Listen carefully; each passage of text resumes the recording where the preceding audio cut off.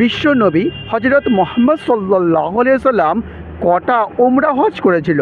আগেরটি ছিল ফরজ হজ, এবারটি হচ্ছে ওমরা হজ।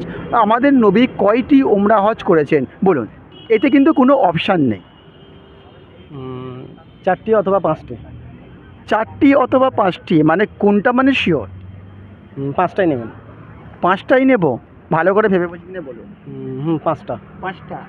আপনি বলছেন 5টা। তো বন্ধুরা দেখতেই পাচ্ছ যে এই ভাইয়ের কাছে কিন্তু আমরা প্রথম থেকে প্রশ্নগুলো নিয়ে যাচ্ছিলাম এবং ভাইয়ের কাছ থেকে কিন্তু আমি সঠিক উত্তর 3টি পেয়েছিলাম। কিন্তু যখন আমরা 4 নম্বরে গিয়েছিলাম, 4 নম্বরে আমাদের প্রশ্ন ছিল আমাদের বিশ্ব নবী হজরত মোহাম্মদ সাল্লাল্লাহু আলাইহি সাল্লাম কয়টি ওমরা হজ করেছেন?